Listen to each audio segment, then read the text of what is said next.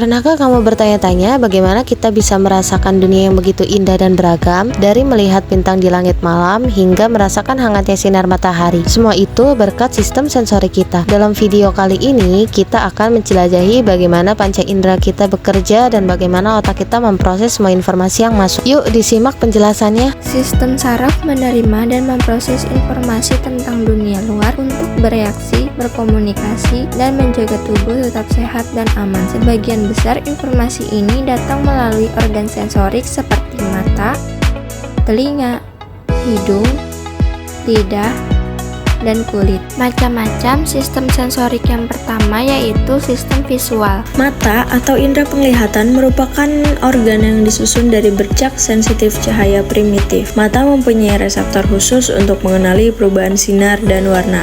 Fungsi mata bagian luar, alis, melindungi mata kita dari air atau keringat agar tidak masuk ke dalam mata. Bulu mata, melindungi mata kita dari benda asing seperti debu atau kotoran. Pupil, bagian mata di tengah iris, merupakan celah tempat masuknya cahaya ke dalam mata. Iris, bagian mata yang berwarna, berfungsi untuk mengatur jumlah cahaya yang masuk ke mata. Sklera atau selaput putih, bagian berwarna putih dan keras pada bola mata. Otot-otot yang membuat mata kita bergerak menempel pada sklera berfungsi juga untuk melindungi bagian penting dalam mata. Lipatan mata, kulit yang melindungi bagian depan bola mata berfungsi juga untuk membasahi bagian depan mata dengan air mata saat mengedip. Selanjutnya, ada mata bagian dalam dan fungsinya. 1. Iris.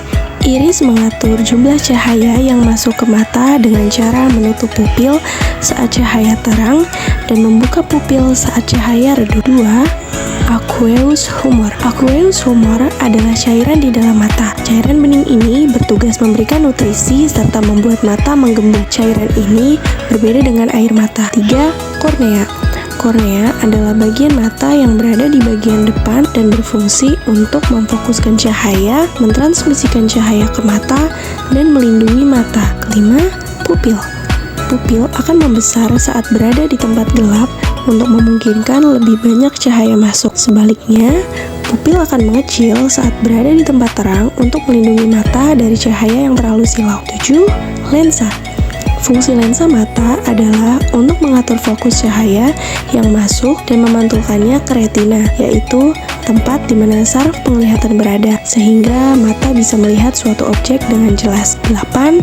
Retina. Tidak cuma mendeteksi cahaya, retina memiliki fungsi untuk menggambarkan sesuatu yang telah dilihat oleh mata. Hal ini karena retina memiliki 2 reseptor cahaya, yaitu sel batang atau basilus dan sel kerucut atau konus. 9. Makula.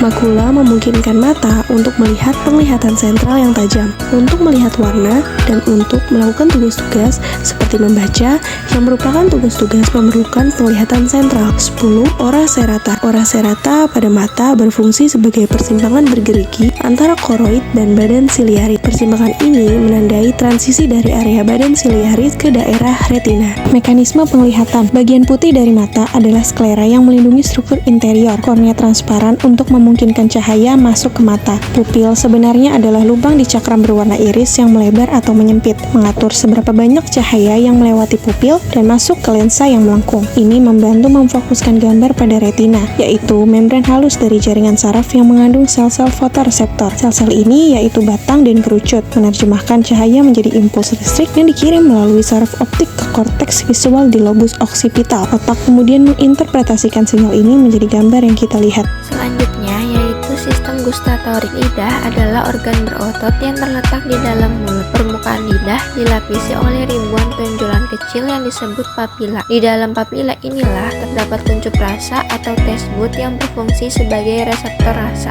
Bagian lidah dan fungsinya. Yang pertama, lingual tonsil, berfungsi sebagai pelindung yang letaknya di bagian dasar lidah dekat dengan amandel. Kedua, papila palata, berfungsi sebagai indera pengecap pada manusia. Yang ketiga, papila fungiform, berfungsi sebagai mengecap rasa. Yang keempat, papila filiform, berfungsi sebagai memudahkan lidah untuk menjilat dan memosisikan makanan di dalam mulut. Yang terakhir, papila foliata berfungsi sebagai reseptor rasa asin. Saat kita makan, bahan kimia dari makanan masuk ke dalam papila, yaitu tonjolan kecil di lidah dan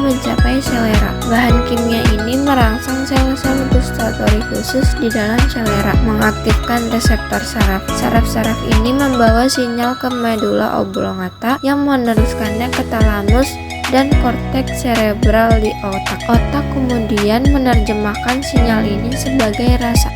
Sistem sensori yang ketiga yaitu sistem olfaktori. Indera penciuman adalah kemampuan kita untuk merasakan bau melalui hidung. Rasa penciuman dirangsang oleh gas yang terhirup ataupun oleh unsur-unsur halus. Bagian hidung dan fungsinya. Frontal sinus berfungsi untuk menjaga hidung agar tidak kering. Olfactory bulb berfungsi untuk memperbesar penciuman, memperbesar sensitivitas, dan mendeteksi suatu bau.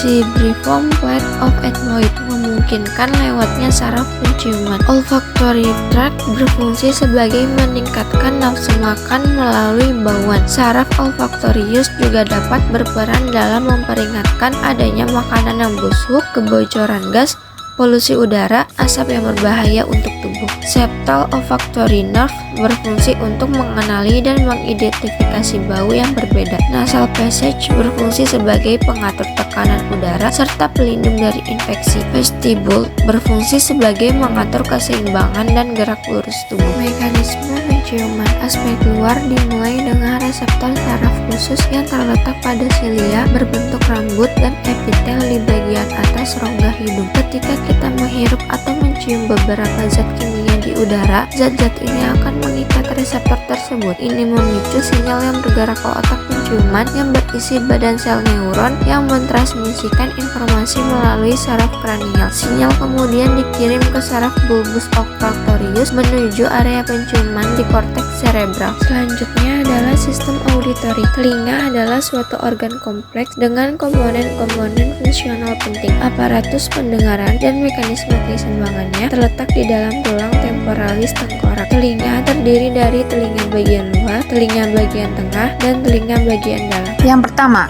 daun telinga atau disebut juga dengan pinna. Dalam proses pendengaran, daun telinga berfungsi untuk menangkap gelombang suara dari lingkungan sekitar. Yang kedua, liang telinga. Liang telinga memiliki fungsi untuk menghantarkan gelombang suara dari daun telinga ke gendang telinga.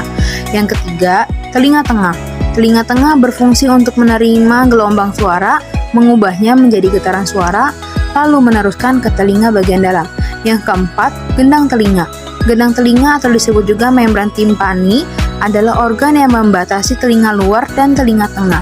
Organ ini akan bergetar saat menerima gelombang suara.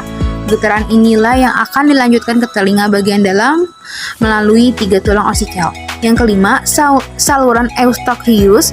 Saluran ini berperan mengeluarkan lendir dari telinga tengah. Selain itu, saluran ini juga berfungsi untuk menjaga tekanan udara di dalam telinga. Yang keenam, telinga bagian dalam. Telinga bagian dalam berfungsi untuk mengubah getaran suara menjadi sinyal listrik yang akan dihantarkan ke otak, sehingga kita bisa mendengar suara. Yang ketujuh, ada koklea. Organ ini berfungsi untuk mengubah getaran suara menjadi sinyal listrik yang diteruskan ke otak. Yang kedelapan, saraf auditori. Fungsi saraf pendengaran pada telinga manusia adalah untuk menangkap gelombang suara yang kemudian diubah menjadi getaran. Agar manusia bisa memahaminya, getaran tersebut dikirim ke otak. Mekanisme pendengaran gelombang suara atau bunyi yang masuk melalui external auditory tube hingga mencapai membran timpani hingga menggetarkan 3 tulang kecil yaitu malleus, incus, dan stapes, lalu diteruskan ke koklea. Koklea mengubah gerakan menjadi energi hidrolik dalam cairan dan menyebabkan getaran membran di koklea. Getaran membran koklea merangsang sel-sel rambut yang mengubah energi hidrolik menjadi sinyal listrik, kemudian dikirimkan melalui saraf vestibuklear ke-8 ke otak untuk diproses. Di dalam vestibulo koklear ini terdapat sistem vestibular. Telinga bagian dalam berisi koklea berbentuk spiral, tempat gelombang suara ditransduksi menjadi sinyal saraf, dan kompleks vestibular yang berisi reseptor untuk keseimbangan kita. Pusat telur berbentuk rongga adalah ruang depan yang berisi sepasang kantung membran, sakula, dan utriculus. Di dalam utriculus dan sakula adalah sel-sel rambut yang mirip dengan organ korte. Rambut-rambut berkumpul di makula, di mana prosesnya tertanam dalam massa agar-agar dan terletak di bawah lapisan tipis kristal yang disebut autolit. Ketika kepala dimiringkan, gravitasi menggerakkan massa kristal dan mendistorsi stereosilia sel rambut. Beginilah cara sakula dan nutrikal memberikan informasi tentang posisi sehubungan dengan gravitasi. Di belakang ruang depan adalah bagian ketiga dari ruang depan, labirin bertulang yang dikenal sebagai kanalis semisirkularis. Kanal-kanal tersebut menonjol dari daerah posterior ruang depan dan bertanggung jawab untuk mendeteksi gerakan kepala dalam 3 bidang. Fasial, saluran anterior merasakan gerakan maju mundur. Saluran posterior mendeteksi gerakan naik dan turun. Saluran lateral merasakan bergerak dari kiri ke kanan. Setiap saluran mengandung saluran setengah lingkaran membranosa di mana momentum sudut dirasakan di dasar setiap saluran merupakan perluasan yang disebut ampula. Di dalam ampula stereosilia, panjang sel-sel tertanam di kapula yang menonjol ke dalam endilomfi. Ketika Anda menggerakkan kepala, endilomfi menggerakkan kapula dan merangsang stereosilia. Selanjutnya, sistem somatosensori. Indera peraba adalah indera yang memungkinkan kita merasakan sentuhan, tekanan, suhu, dan rasa sakit. Kulit terdiri dari beberapa lapisan yaitu epidermis, dermis, dan hipodermis. Selanjutnya kita masuk ke fungsi bagian-bagian kulit. Ada epidermis, dermis, dan hipodermis. Yang pertama, epidermis merupakan lapisan kulit terluar yang melindungi tubuh dari lingkungan luar. Fungsinya untuk perlindungan, mencegah mikroorganisme, bahan kimia, dan sinar UV masuk ke dalam tubuh. Untuk pembentukan melanin, melanosit menghasilkan pigmen melanin yang melindungi kulit dari kerusakan akibat sinar UV, dan untuk pengelupasan dan regenerasi. Sel-sel pada lapisan epidermis terus-menerus berganti untuk menggantikan sel mati.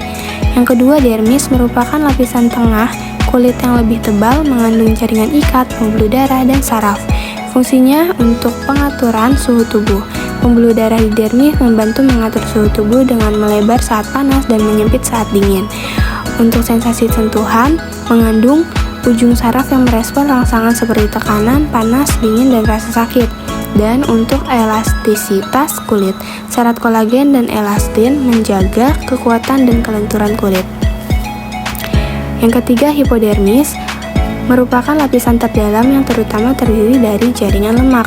Fungsinya untuk penyimpanan energi, menyimpan lemak sebagai cadangan energi. Untuk perlindungan organ dalam, memberikan bantalan pelindung untuk organ-organ internal, dan untuk isolasi panas, mencegah suhu tubuh tetap stabil dengan mencegah hilangnya panas. Mekanisme merasakan sakit atau nyeri kulit terdiri dari 3 lapisan jaringan utama, epidermis luar, dermis tengah, dan hipodermis dalam. Sel reseptor khusus di dalam lapisan ini mendeteksi sensasi taktil dan mengirimkan sinyal melalui saraf perifer menuju otak. Keberadaan dan lokasi berbagai jenis reseptor membuat bagian tubuh tertentu lebih sensitif. Sel Merkel dan Kupffer-Meissner mendeteksi sentuhan, tekanan, dan getaran. Reseptor sentuhan lainnya termasuk corpuscle Pacinian yang juga meregister tekanan dan getaran.